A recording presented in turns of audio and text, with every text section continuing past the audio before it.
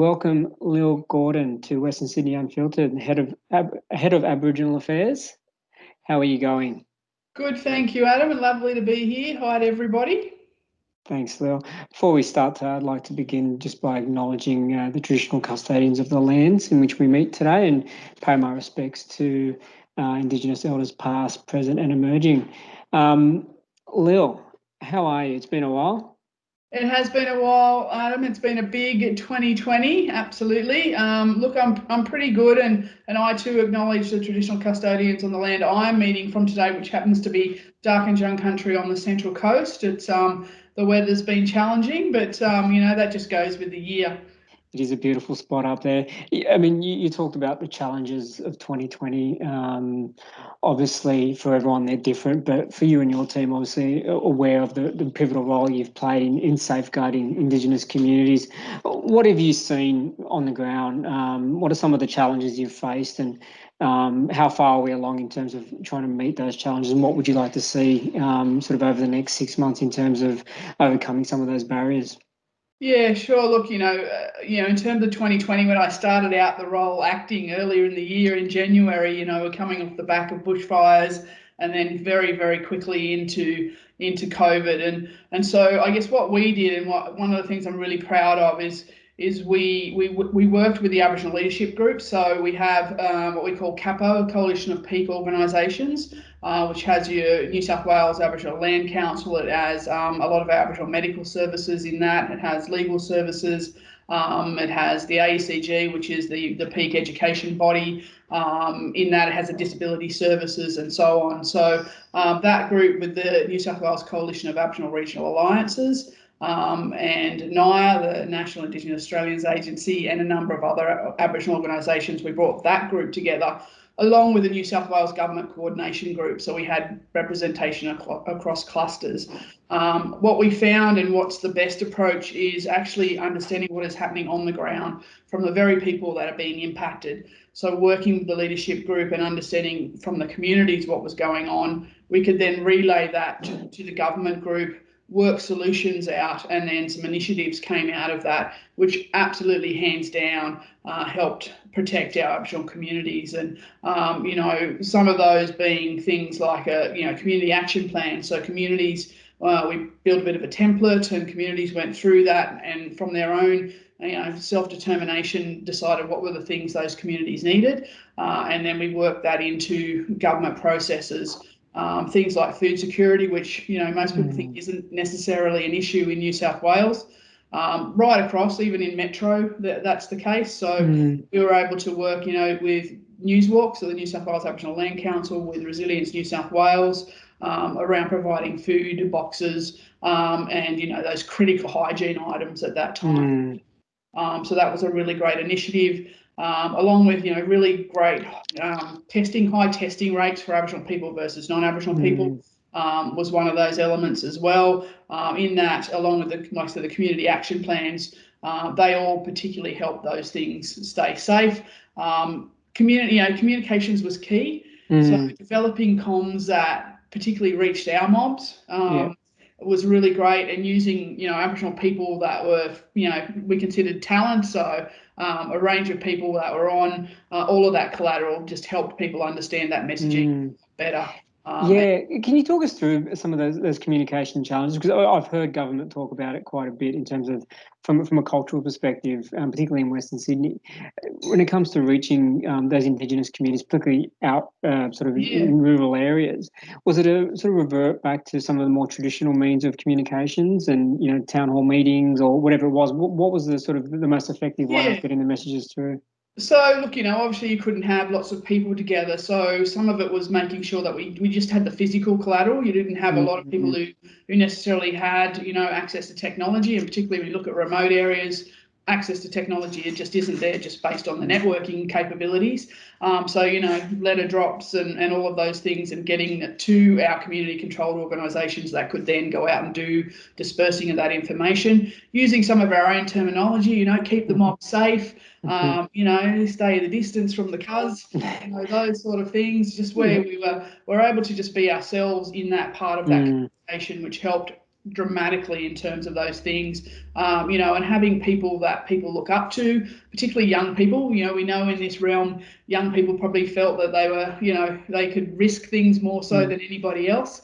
So it was important that we had people that people could relate to, that sports people, people who are able, you know, performers, a whole range of people that could then speak that message. And you know, some of our high level doctors, you know, our medical staff. So the Aboriginal Medical Services, brilliant jobs. They just did amazing jobs. You know, obviously more broadly as well, health services everywhere. So it wasn't, but yeah, it was really keeping the numbers low. Was just it has worked really well. Yeah. Great. Obviously, COVID's been a major focal point for you in the agency over the past sort of 6 to 9 months. But you know, you've only just come into the role permanently earlier this year. Yes. Did you have a specific focus or an agenda that you know were working towards before COVID hit? Yeah, look, you know, for Aboriginal Affairs, our main remit is working alongside our Aboriginal communities, making sure that their voices are heard and their interests are represented. Alongside that, we then work closely with government in terms of transforming that relationship between government and communities and bringing that relationship closer together so that the voice of Aboriginal people goes directly to government and they're hearing that ultimately. So we have what we call OCA, which is, you know, the community plan for government, really, in that perspective, and it's based around self-determination. So OCA stands for Opportunity, Choice, Healing, Responsibility and Empowerment. And across those things, I guess, we look at a range of elements, and economic prosperity is definitely one of those areas. Healing is at the centre of everything we need to do when we talk about truth-telling needs to occur. Language and culture, you know, extremely important, noting that we have the Aboriginal Languages Act and now we have a Languages Board headed up by brilliant people across, you know, with a broad remit and an understanding of language. We've got our research and evaluation. Everything is backed by that in terms of the work we do. Kimberwali, of course, is there. We've moved into Department of Premier and Cabinet out of Department of Education. So we've made a decision to transition Kimberwali back into the Department of Education. Obviously being an education facility, that's the best place for Kimberwali to be while it continues to move towards becoming a community entity. So that will continue to be the drive for them. You know, other elements, our stolen generations, really important and dear to our heart in every way. So continuing to support them. Our family history records, you know, again, where there's been the loss of that over time. Our local decision making. So in Western Sydney, you have the Western Sydney Aboriginal Regional Alliance. We have 10 alliances across the state currently, and they work at a regional level with their own communities around their aspirations and their priorities for their communities. And probably one of the big ones or two big ones really that come in, Aboriginal land rights and cultural heritage, you know, making sure that we're keeping abreast of that and working through that, noting some big issues that have occurred with the destruction of sites particularly, and closing the gap. That's been huge. So the national agreement was signed in July across all of the jurisdictions across the country. That has 4 priority reform areas and 16 socioeconomic targets. So that's going to form a big part of our work as well in the space. So a pretty busy agenda, I have to say, and lots to do. But, you know, I think that COVID in many ways has shown how government particularly can collaborate. But also the strength of, you know, community voices in that, and the partnership approach is key to what we need to continue to do ultimately. Absolutely. And not lose that, not come past that now. We did that for this thing, but we need to continue that strength of that relationship now. On the topic of partnerships, and you mentioned Kimberwali, previously known as the Aboriginal Centre for Excellence, and you know the dialogue's been closely aligned to that project, one that we have a lot of respect for. Talk us through, because jobs has been a key message coming out of government during this time, the role that Kimberwali could play. But looking at sort of in a broader sense, the connections between and the pathways for young Indigenous kids in Western Sydney specifically, are we heading in the right direction when it comes to having those pathways in place and the opportunities for young kids in Western Sydney? Yeah, look, I think we definitely are. Obviously, the growth in Western Sydney, and if you look at the young people, and particularly from an Aboriginal perspective, the Aboriginal youth and the growth of that in Western Sydney, it's one of the fastest growing populations, Aboriginal populations in the state. So, from that perspective, and you look at Western Sydney and the development that's going on in Western Sydney, the Western Sydney City deal, the economic opportunities, prosperity that can occur in that realm. There's so many opportunities there. We look at the Yarpa Hub, which is about small business development. There are opportunity hubs which support young people in terms of through school, but into the next phase of their study, whether that be an apprenticeship, a traineeship, noting, stimulus packages that have been out and about are about jobs, jobs, jobs, as we put it. So it's how do we make sure that we are supporting our Aboriginal communities to know what all of that is, and how to connect to that. I think Kimberwali can play a massive role in that.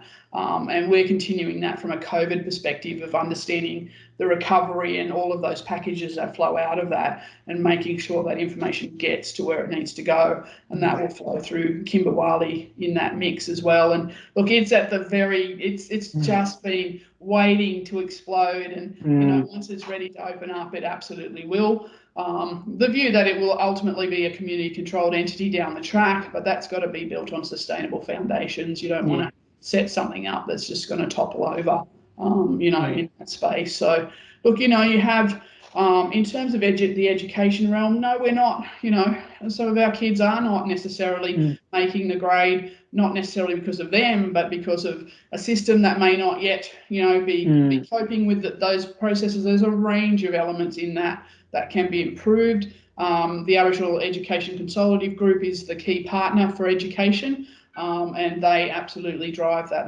They've just, I think, signed off on a 10-year partnership around improving that. You have the Premier's priority, which is a big part of that, and those attaining Year 12, underpinned by their cultural background and their cultural growth and identity, is really important in that mix. So I think there's enough happening. It's how do we continue to push that and capitalise on everything that's coming, so that they don't keep falling through the cracks. Yeah, and I think we all share in your optimism for Kimberwali, and hopefully once COVID's out of the way, we can really see it in full swing. But like you said, I think the foundations are there, certainly in terms of the resourcing and the people that are involved in the project. Some of the more passionate, enthusiastic people I've come across in Western Sydney, so certainly on the right track there. Just in closing, wanted to take us back a little bit to back in time, back to 2019. We're out there summit, and one of the more memorable occasions, and one that certainly stood out to me and a lot of us here in the office, was your acknowledgement of country, and you took the audience through what that meant in a really different way. Can you explain to those watching, why you did that and what it all meant? Yeah, so look, country particularly important. We all come from country, and that's the basis. So what I try and get people to do is connect to the same space to create that understanding. So when I do acknowledgements to country, I ask people to think about a place that's really important to them. What's there? What are they seeing? What are they hearing? What are they smelling, tasting, feeling when you're there? So because it's about what country brings to you. So you're acknowledging what actually country is providing you, not just an experience of, whatever that is when you're on holidays, but the really deep core elements of what that country brings to you. But ultimately it's about who you're connected to, and what that feels like, and the memories that you have. I say to people, when you think you're walking around, you're seeing that tree, you're seeing that rock, you're seeing the sand, the ocean there, it's all holding those memories for you. And then I get people to think even more deeper than that. If you see a tree, that's got a scar tree that may have had a coolman taken out of it, many, many moons ago, that held our babies, that was for, for gathering food. When you see something, I encourage people just to take time to think about what that actually means, and the absolute pleasure